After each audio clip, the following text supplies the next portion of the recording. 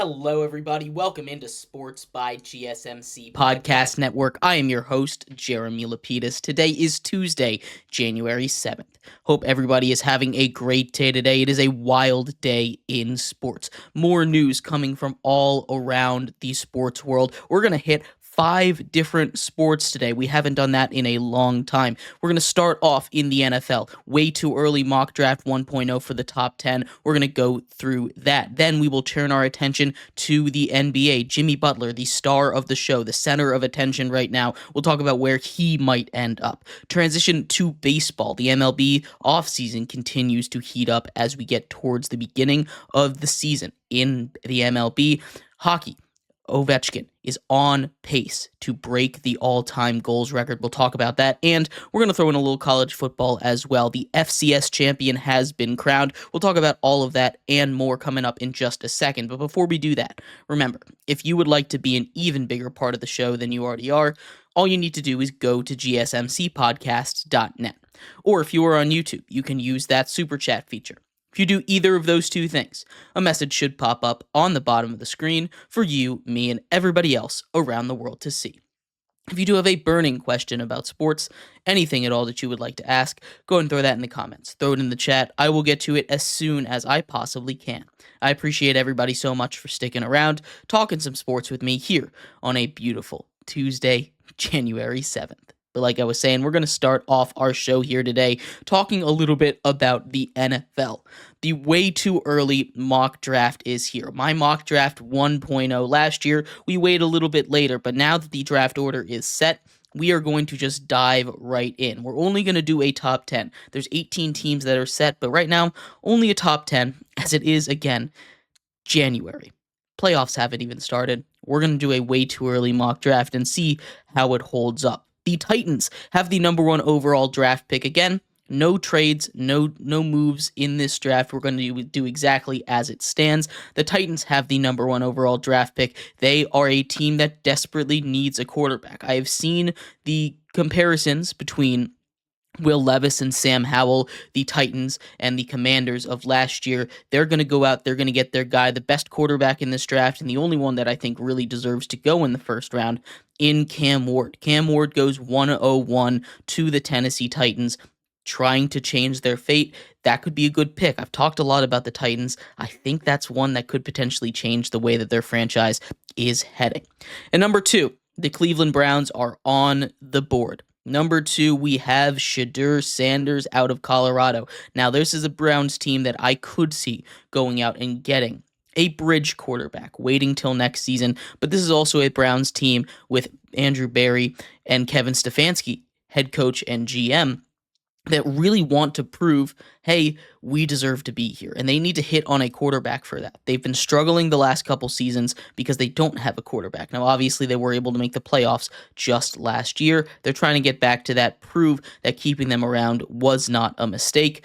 They go out, they grab Shedeur Sanders, the second best quarterback in this draft class. Still a little high for me, but maybe in that Brown system with a good offensive line, he can develop into something solid. And number 3, we have the Giants, and this is the first real departure from where a lot of mock drafts are going. The Giants here could draft Travis Hunter, a star cornerback, a star receiver. They could also potentially reach on a quarterback. Now, I don't think they're going to do that. I think that would actually be very stupid of them to do that if they were to reach for a quarterback here. Instead, what I think is going to happen is I think they go ahead and get the best offensive lineman on the board, that being Will Campbell out of LSU. He is a specimen, honestly. That is by far the best pick for them here. They need offensive line help badly. They were the 29th best offensive line in the league by a bunch of different metrics. They desperately need some help. They'll go get a bridge quarterback or maybe take a chance on a quarterback in the 5th, 4th, 6th round, something like that at the end of the draft, but I don't see them taking a quarterback here or taking Travis Hunter. They take Will Campbell at 3. The Patriots at 4 have all their prayers answered, though, right? They had that number 1 overall pick, and my thought was they were going to take Travis Hunter. Instead, they get him at 4. They don't have to do any shenanigans to get him either. Travis Hunter to the New England Patriots can play both ends. I'm really curious to see how this goes because I think he's a guy that could do it at minimum, have packages on both sides of the ball. He is that kind of athlete. Very excited to see what he does. Out of Colorado, the Patriots select Travis Hunter at number 4. Number 5 in the draft is where it gets interesting because the Jaguars need a lot, but they don't necessarily need a quarterback, right? The Jaguars here could go out and they could get a pass rusher like an Abdul Carter. They could get a wide receiver like T-Mac, Tetaroa McMillan, right? They could go out and get some of these really high caliber prospects on offense, on defense, but I think what they need the most is a cornerback. Their pass defense was atrocious last season. Going out and getting a guy like Will Johnson out of Michigan can really help shore up the back end of that defense. You have a solid pass rush. You have a solid pass rush behind guys like Trayvon Walker and Josh Hines Allen. That is going to be a pretty good duo for a couple years down the line. You add some help in the secondary, that defense could turn into something. Will Johnson is the number 5 pick in my mock to the Jaguars. At number 6, this is a no-brainer. The Raiders need some help. They still don't quite have that quarterback. I think they're going to pay a ton of money to go and get Sam Darnold in free agency. That's my feel this offseason. We will see, though. I have them taking T-Mac, Tetaroa McMillan, the wide receiver out of Arizona. That is a no-doubter pick for me. He is going to help and kind of fill, I guess, that Justin Jefferson role or that Devontae Adams role that they had last year. They still have Brock Bowers. That is an offense that will probably be better as long as they have the right answer at quarterback. At number 7, the New York Jets are on the clock, and what falls to them is Abdul Carter, the edge out of Penn State. They desperately needed pass rush this season, right? As good as their secondary is, and their defense undoubtedly took a step back, but as good as their defense was, they needed that pass rush. They lost some pass rushing talent. When the pass rush is getting home, this is a Jets team that just looked completely different. They go get Abdul Carter, who arguably is the best player in this draft. He falls all the way down to 7. The Jets get a steal of a pick here. Now, things could change if they don't know what they're doing offensively. Obviously, it all depends on the rest of the offseason, but I'm giving Abdul Carter to the Jets here at number 7.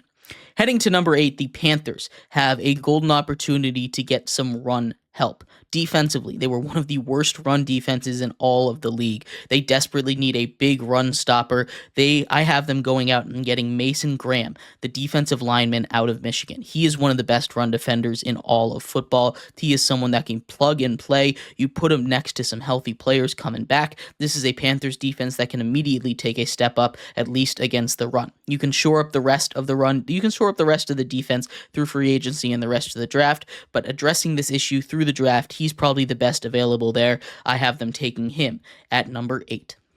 Heading to number 9, the New Orleans Saints need a lot, but what they definitely need is an offensive lineman. So I have them taking the best offensive lineman, in my opinion, left on the board in Kelvin Banks Jr. out of Texas. He's a big guy, and the Saints, they have a lot of needs. They're not going to be good for a long time, but they need to shore up that offensive line. Kelvin Banks will help with that and really help get that running game going, something that they had at the beginning, but injuries kind of slowed them down. And finally, at number 10, the final pick in our way too early mock draft, I have the Bears taking, of course, an offensive lineman. They go to the state of Ohio to take offensive tackle Josh Simmons out of Ohio State. Another huge body for them. He is someone that is going to help protect the blind side of Caleb Williams. They desperately need that.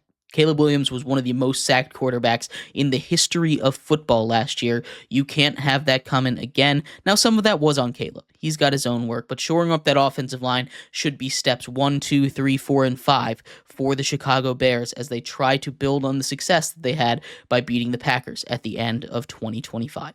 But let me know what you think. Who are your top 10 in the draft? We'll run through it one more time real quick. Titans select Cam Ward. Browns, Shedeur Sanders. Giants get Will Campbell. Patriots get Travis Hunter. The Jags get Will Johnson. Raiders, Tet McMillan. The Jets, Abdul Carter. The Panthers, Mason Graham. The Saints, Kelvin Banks Jr. And the Bears get Josh Simmons at 10. Let me know what you think. We're going to take a quick break here. When we come back, we turn our attention over to the NBA. Jimmy Butler that situation is getting a little bit out of hand in Miami. We'll talk about a couple landing spots that I think would be good for him and what potential trade packages could look like in that case. We'll be right back here on Sports by GSMC Podcast Network. I feel like I'm losing my mind. Is everybody in the world blind? Please, Lord, give me a sign, a sign. I feel like I'm losing my mind. Is everybody in the world blind? Please, Lord, give me a sign, a sign. I wanna be the greatest. Everybody on the fake shit. I look around and feel like everybody is the fakest. I make this every day and I'm impatient. Hoping one day I blow up from the basement. Statement, the top is so vacant. I don't hear shit that I think is amazing. When I'm playing sold out shows where 1,000 faces. Hey, give me that crown. Get in my way and to be put down. It ain't your place, all this my town. If I want that shit, then I'll get it right now. I'm losing it, the news it fits. I'm losing shit, a stupid myth. You choose to live or choose to dip. You choose to fight or lose your grip and lose a gift. Oh, I feel like I'm losing my mind. Is everybody in the world blind? Please, Lord, give me a sign, a sign. I feel like I'm losing my mind. Is everybody in the world blind? Welcome back to Sports by GSMC Podcast Network. I am your host, Jeremy Lapidus. Today is Tuesday, January 7th. If you were just tuning in, we just finished going over the way too early NFL mock draft 1.0, the top 10 picks in the first round of the NFL draft. In this segment, we turn our attention to the NBA as we take a trip around the world of American sports.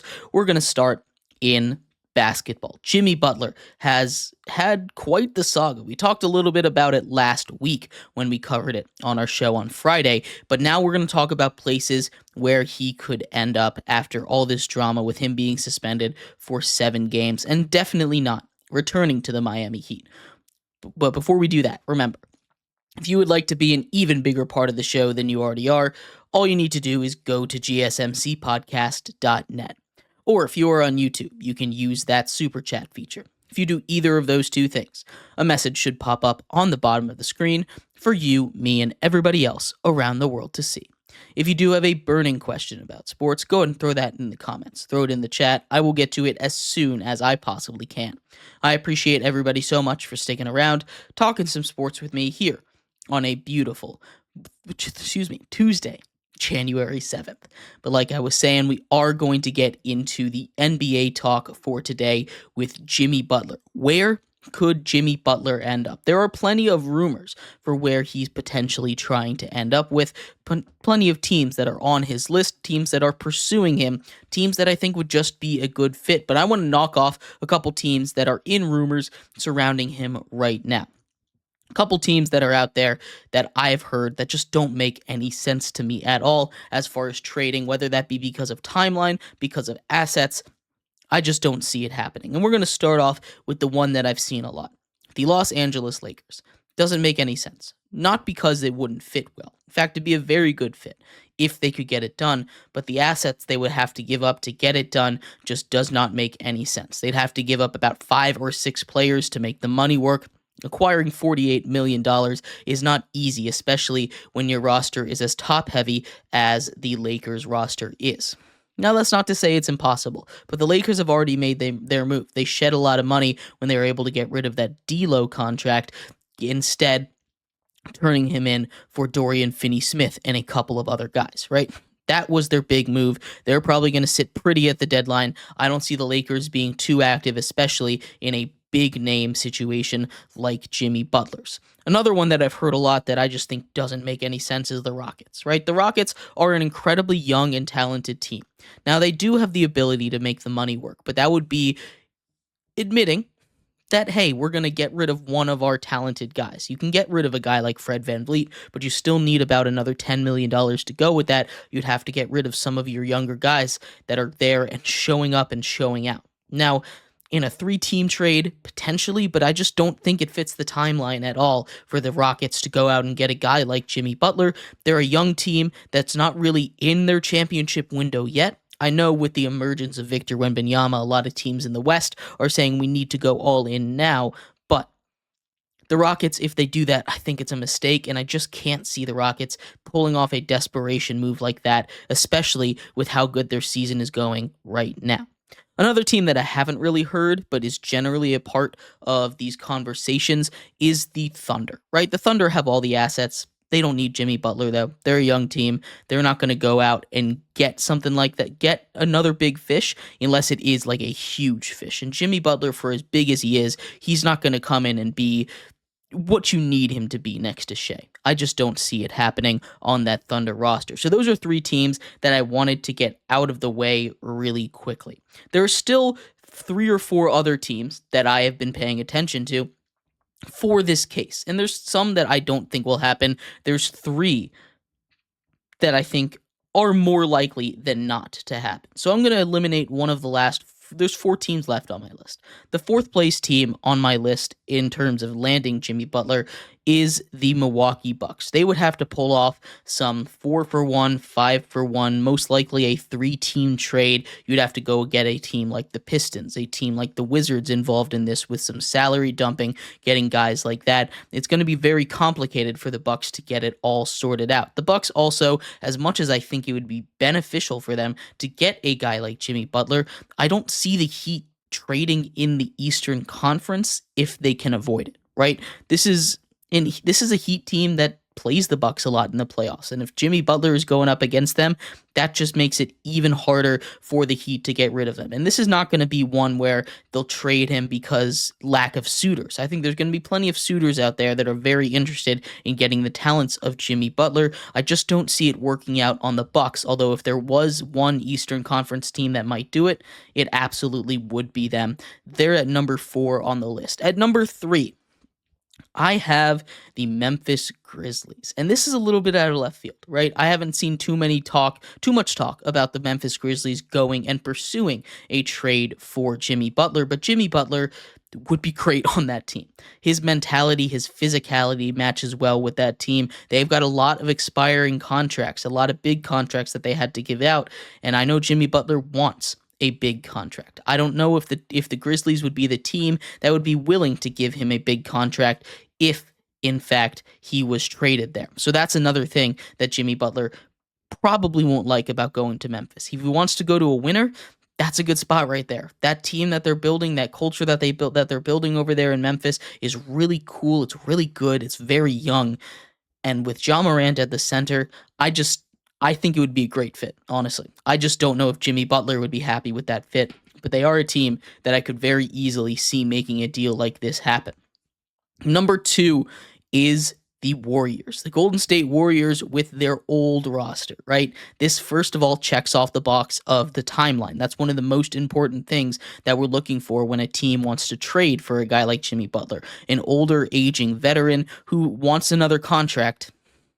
The Golden State Warriors might give it to him depending on how this season goes, but you pair him up with Steph Curry, with Draymond Green, you're going to have to give up some young assets, right? You're going to have to give up some guys that they really like. Hopefully, potentially, they can hold on to guys like Brandon Podjemski or Jonathan Kuminga, potentially both in a dream scenario. But this would be one where, again, if you're not getting rid of Steph Curry, if you're not getting rid of Draymond Greens, you're probably going to have to get rid of a guy like Andrew Wiggins. You're probably going to have to get rid of a guy like Dennis Schroeder. These guys that you just brought in, you're probably going to have to get rid of guys like that. This is a trade that I could see happening. They're number 2 on my list here for a reason, but it's going to be pretty expensive.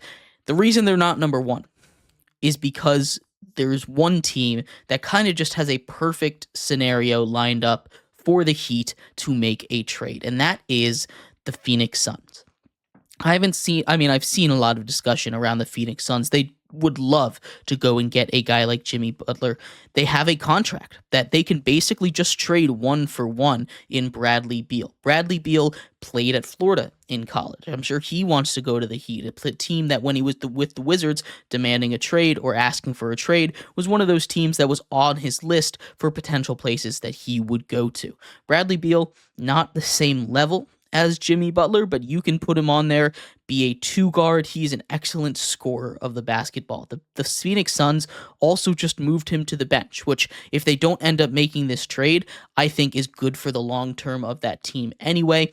But Jimmy Butler for Bradley Beal, obviously there's going to be a little bit more sweetness probably from the Phoenix Suns. They might have to throw in another player or a couple second round picks, but that as the basic 1-for-1 deal, again, going to need a little bit more in there, but technically you could just do a 1-for-1. That's something that I'd take a look at, and that is my favorite deal as far as benefiting both the Heat and the Suns. That's one that I would look at, and that's my favorite team for Jimmy Butler to end up on after the trade deadline. But let me know what you think. Love to hear your thoughts on this. We're going to take a quick break. When we come back, we turn our attention to baseball. Yet again, more news. A brand new blockbuster trade took place last night. We will talk about that. We'll talk about Corbin Burns, where he ended up, and what that means for the rest of the league. We'll be right back here on Sports by GSMC Podcast Network. Looking for your daily fix of sports talk without having to pay for it? GSMC Sports Network is available on YouTube. Just search GSMC Sports Network. Get your fix of daily sports talk shows on YouTube, absolutely free. NFL, college football, NBA, MLB, MMA, UFC, fantasy football, and so much more. GSMC Sports Network has shows running all day long, with new sports shows starting every 2 hours. Just like on your favorite cable sports channel, except GSMC Sports Network is absolutely free. Just search GSMC Sports Network on YouTube to catch one of your new favorite shows, like the GSMC College Football Podcast, Chip Shot Football Podcast, Hoops and Heels Women's Sports Podcast, GSMC Basketball Podcast, and so many more. Check it out for yourself. GSMC Sports Network, now available on YouTube absolutely free. Search GSMC Sports Network on YouTube right now.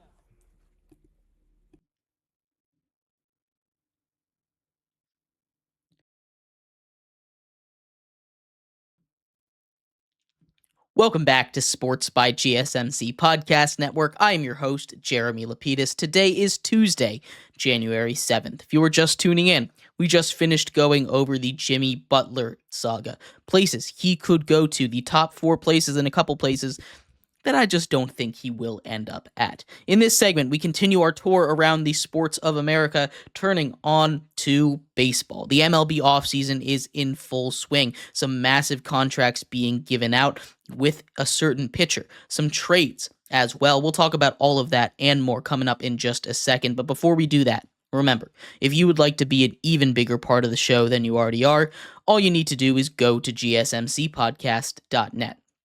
Or if you are on YouTube, you can use that super chat feature. If you do either of those two things, a message should pop up on the bottom of the screen for you, me, and everybody else around the world to see. If you do have a burning question about sports, anything at all that you would like to ask, go ahead and throw that in the comments. Throw it in the chat. I will get to it as soon as I possibly can. I appreciate everybody so much for sticking around, talking some sports with me here on a beautiful Tuesday, January 7th. But like I was saying, we are going to get into some of the baseball news that we missed earlier on over the holiday break and some that broke just last night. We're going to start off with some of the older news that we just have not covered yet, and yet this is one of the biggest moves of the offseason. Corbin Burns, who arguably was the second best free agent out there behind, of course, Juan Soto, who ended up going to the Mets, crosstown rival of the New York Yankees. Corbin Burns leaves the Orioles, right? That's one of those moves that what I think was just a big mistake by the Orioles. Not for Corbin Burns. He moves down to Arizona, takes a huge contract from the Arizona Diamondbacks, now has one of the best pitching rotations in all of baseball. Not only that 1-2 punch with him and Zach Gallen is going to be deadly, two guys that arguably could have won the Cy Young last year.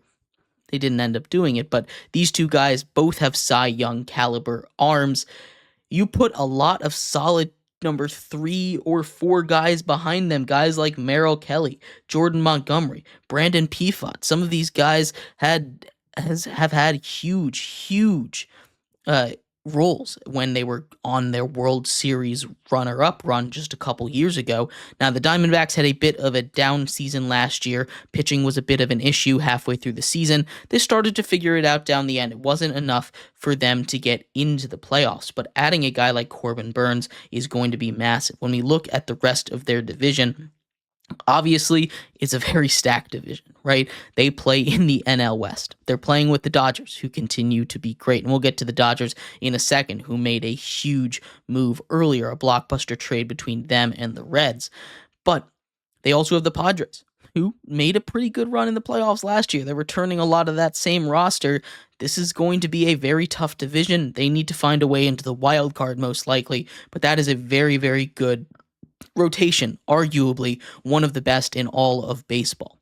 But the big news that took place last night, the one that I really want to focus on today in this segment, is Gavin Lux being traded to the Reds. Gavin Lux was the replacement for Corey Seager for the Dodgers. They let Corey Seager walk so Gavin Lux could be there. He had a couple of bad injuries. He went through the yips at the beginning of last season where he wasn't really able to throw the ball. He's a utility infielder. He's been able to play all over the field, first base, second base, third base, shortstop, wherever you want to put him. He's an incredible tool really to use in your lineup, but the Dodgers have a lot of guys like that. They went out and signed a guy who can basically do the same thing as Gavin Lux earlier this offseason. They already have Chris Taylor. Now they're getting rid of him. They're shipping him off to the Reds. In return, they go and they get a prospect, Mike Sirota. He was someone that the Dodgers tried to draft. Did not end up signing with the Dodgers out of high school, ended up being drafted by the Reds. He's the number 14 overall prospect in a Red system. That's one of the better ones in the league. I know they had a lot of guys graduate in the last couple years, but still a pretty solid farm system. Getting the 14th ranked prospect out of that farm system, solid for the Dodgers. The Dodgers also just don't need too much. They cleared a little bit of money with this move. They also got a competitive balance pick in round A of the competitive balance draft. So that's right after round 1. That's like the 37th overall pick in the MLB draft this year. That is huge for them, right? They obviously get one of the later picks in the draft, but basically having 2 first-round picks with a GM and scouting team as good as the Dodgers have, that is huge. They're going to be able to continue to build up that farm system as they just continue spending money, right? This was a huge move for the Reds as well, and this is something that I wanted to focus on because the Reds traded away former starting second baseman Jonathan India. Jonathan India, who won the Rookie of the Year when he was first called up in 2020. He's now added to the Kansas City Royals in return for Brady Singer. So they were pretty much open at that second base spot. They're getting Matt McClain back. Matt McClain, who was out most of last year with a shoulder injury, he could find his way to second base. But if you can get Gavin Lux there, have him rotate around the infield, that is a huge, huge get for the Reds. The Reds obviously have Ellie De La Cruz that can play shortstop. They have a really, really good They've got a lot of really good young prospects that have come up in the last couple of years. They need to solve a little bit of injury issues with the pitching staff, but if they can stay healthy, the addition of Gavin Lux could be huge for them. That could vault them into a playoff spot that they were oh so close to getting into last season, falling just short at the end of the year. I think this is the year that we see the Reds really take that big step forward. Now, of course, I've been saying that for 2 years now, right? I've been saying that for a while, that I think they're going to take that next step up. But I think now really is the year with the addition of a guy like Gavin Lux, getting Brady Singer, adding more depth to that starting pitching rotation. And again, as long as they can stay healthy there, I think this team is poised to make a run into October. But let me know what you think. We're going to take a quick break here. When we come back, we turn our attention over to the world of hockey. A historic chase is on in the NHL. Alex Ovechkin, right on the heels of the great one, trying to fell one of the records set by the greatest athlete in the history of hockey, arguably the best athlete in the history of American sports. But that's a whole nother argument. We'll talk about that later. Coming up next here on Sports by GSMC Podcast Network.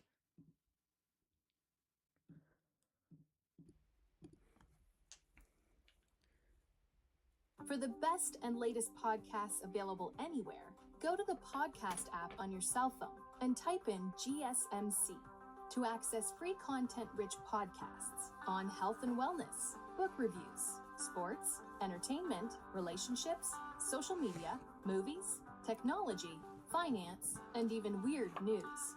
Subscribe and download the GSMC Podcast Network's family of shows, available everywhere podcasts are found.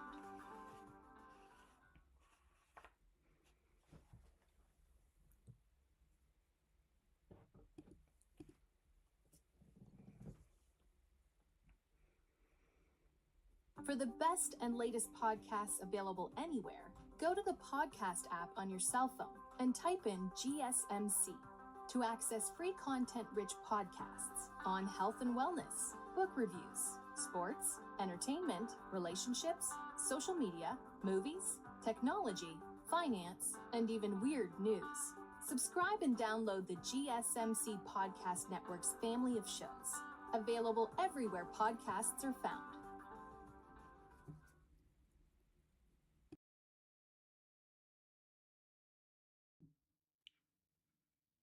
Welcome back to Sports by GSMC Podcast Network. I am your host, Jeremy Lapidus. Today is Tuesday, January 7th. If you were just tuning in, we just finished going over the news out of the MLB as Gavin Lux has been traded to the Reds from the Dodgers.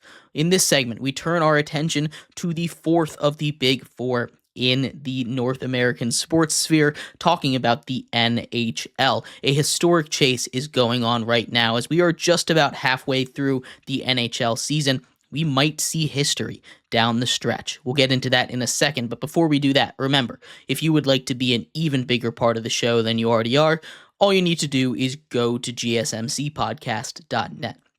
Or if you are on YouTube, you can use that super chat feature. If you do either of those two things, a message should pop up on the bottom of the screen for you, me, and everybody else around the world to see. If you do have a burning question about sports, anything at all that you would like to ask, go and throw that in the comments. Throw it in the chat. I will get to it as soon as I possibly can. I appreciate everybody so much for sticking around, talking some sports with me here on a beautiful Tuesday, January 7th.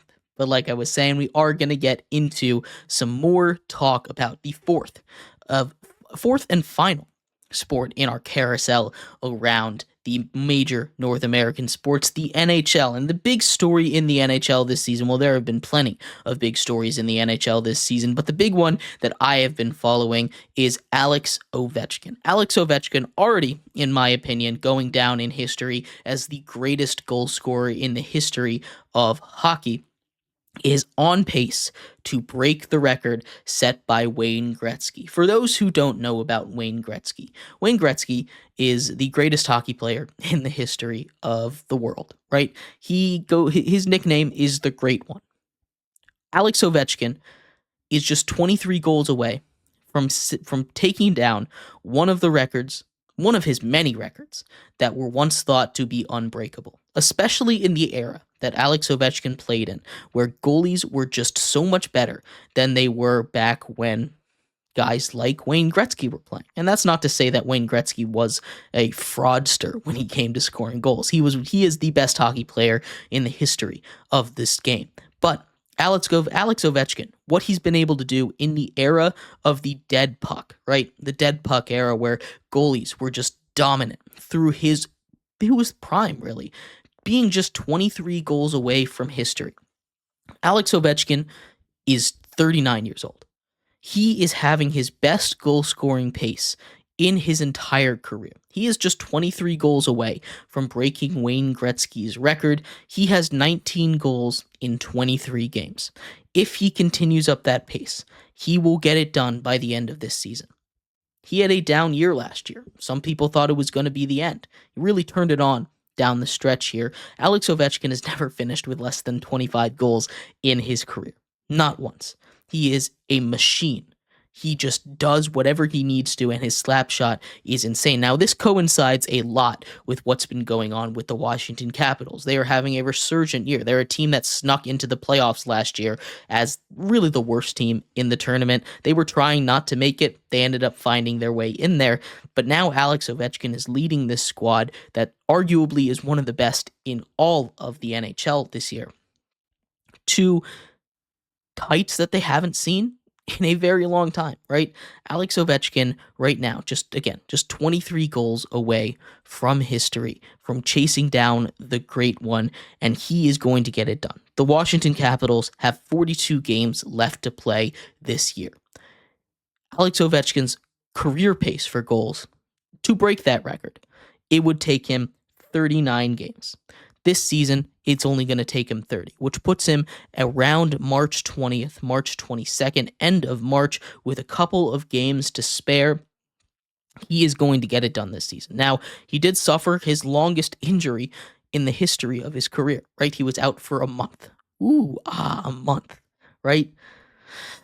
Alex Ovechkin now is just a superhuman, right? He's like LeBron levels of just longevity. What he's been able to do all throughout his career is incredibly impressive. It's not something that's going to be replicated again at age 39, still putting up numbers like he is. 19 goals in 24 games is ridiculous.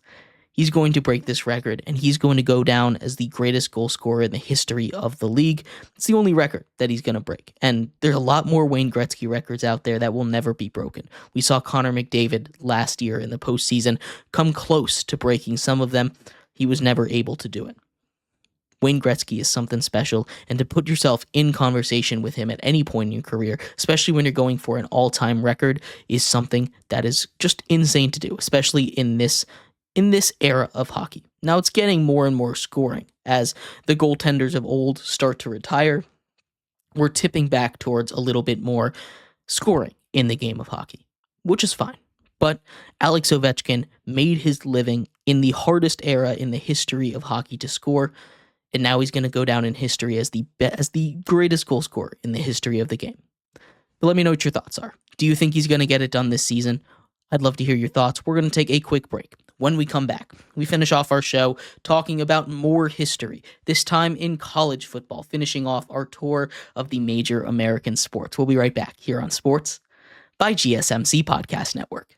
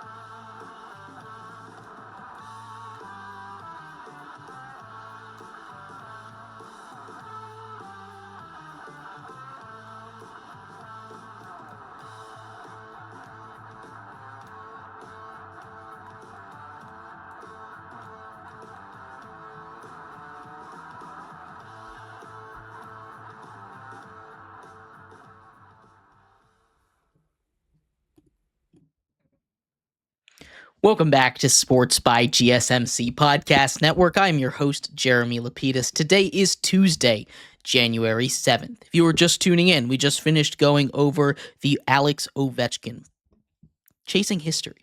Alex Ovechkin due to break the all-time goal-scoring record in the NHL. In this segment, we turn our attention to the FCS championship game that saw the North Dakota State University Bison take down Montana State for their 10th national championship in 14 years. We'll talk about all of that and more coming up in just a second. But before we do that, remember, if you would like to be an even bigger part of the show than you already are, all you need to do is go to gsmcpodcast.net. Or if you are on YouTube, you can use that super chat feature. If you do either of those two things, a message should pop up on the bottom of the screen for you, me, and everybody else around the world to see. If you do have a burning question about sports, anything at all that you would like to ask, go ahead and throw that in the comments. Throw it in the chat. I will get to it as soon as I possibly can. I appreciate everybody so much for sticking around, talking some sports with me here on a beautiful Tuesday, January 7th. But like I was saying, we're going to finish off our show today here, getting into the world of college football. College football has a lot of different levels, and one of those that I think is often forgotten about is the FCS level. Some really good teams belong to the FCS tournament, one of those including the North Dakota State University Bison. They have been a dynasty, a juggernaut down at that 1AA level for as long as I have been alive. They have won 10 championships in the last 14 seasons. That is ridiculous. There are very few teams that have been able to take down the Bison. James Madison took them down in 2016. South Dakota State took them down last season. A couple other teams along the way. But this is no small feat, especially in the era of the transfer portal. And that's one of the things that I find the most fascinating about NDSU. And we'll talk about the game in the second, but I do want to get to this first, right?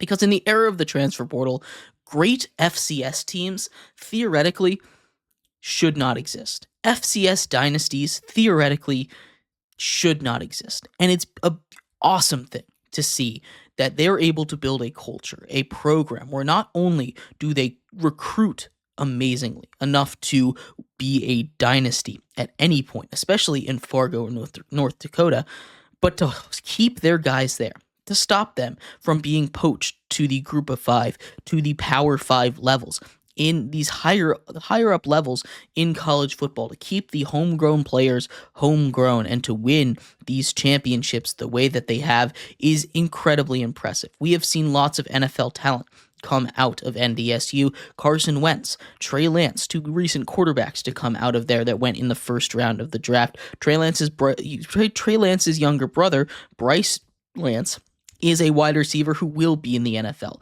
and he put on a show in the championship game. Let's talk about that real quick, because NDSU escapes with a 35-32 victory, right? This game in the first half, really, if I told you that this game would come down to a 3-point game, you would laugh at me, because North Dakota State opened up an absolute whooping on Montana State. Montana State, who, by the way, came into this game at 15-0, looking to defend an undefeated record, trying to be one of the first teams in the history of the FCS to have a perfect 16-0 season.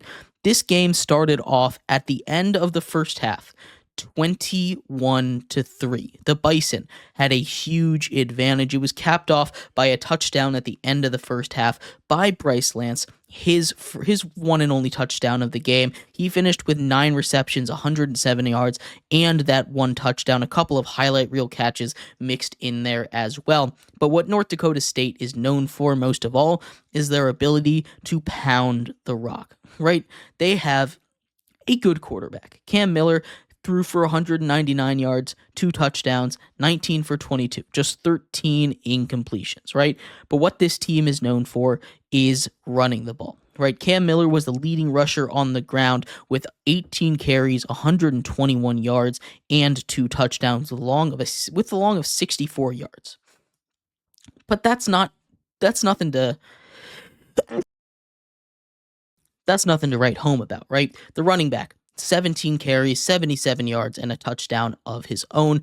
This is a complete North Dakota State team, but props to Montana State. Montana State was able to come back again after being down 21-3. They scored 15 unanswered points to make it a 3-point game heading into the fourth quarter, and then it was just back and forth, touchdown, touchdown, touchdown, touchdown. It was a great game all around by these two programs that continue to show that FCS football is alive and well. It's not something that you see on the national stage too much. NDSU, of course, was competing with Colorado early on in this season. They pushed them to the brink, ended up losing a tight one over there, but this is a huge win for North Dakota State. And again, like I said, one of the most impressive things to me is the fact that they were even able to build a dynasty at the FCS level. Like I said, especially in the era of the transfer portal, the fact that they're able to keep guys and recruit well enough to be that big of a program is crazy. If you were in the shoes of someone at North Dakota State and you got an offer from anyone in the SEC, the ACC, you get more attention. You get that NIL deal potentially. That money's bigger over there, and instead you stay in Fargo, North Dakota. You build something huge there, and that is hats off to what they've done. Honestly, it's not easy to do. You never see this happen in the top levels of college football. The transfer portal, the way that's completely ripping through Alabama, Georgia, guys, teams like that have been these juggernauts over the last couple of years, right? Instead, North Dakota State just continues to chug along, and I expect them to be favorites to win again next year, right? This is a team, especially with the FCS, kind of shedding quality members. James Madison moved up to the Sun Belt. We saw Sam Houston and Jackson State each take a leap up. Some other teams in the FCS are trying to get some Group of 5 programs, some Group of 5 conferences to call them up, but North Dakota State says they're going to stay here. They're going to continue to win national championships, and that is an incredible pitch to recruits, which is why it's working, which is why you have these incredible moments, 10 championships in 14 years. It's just a beautiful thing, and it's what makes college sports special, really. It really is. You can have some of these smaller programs being able to keep their guys around, even in the era when change is in the air. Change continues to go for a very, very long time. But anyway, thank you everybody so much for tuning in to today's episode of Sports by GSMC Podcast Network.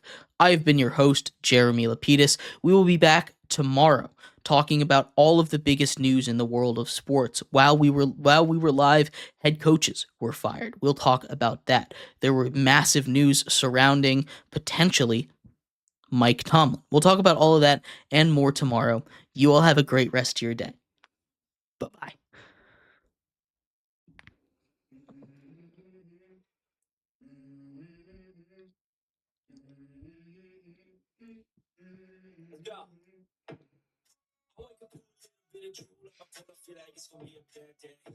Let's go. I wake up a bit of drool on my pillow, feel like it's gonna be a bad day. I'm tired of shit, and the coffee ain't hit yet. Damn, ain't that great.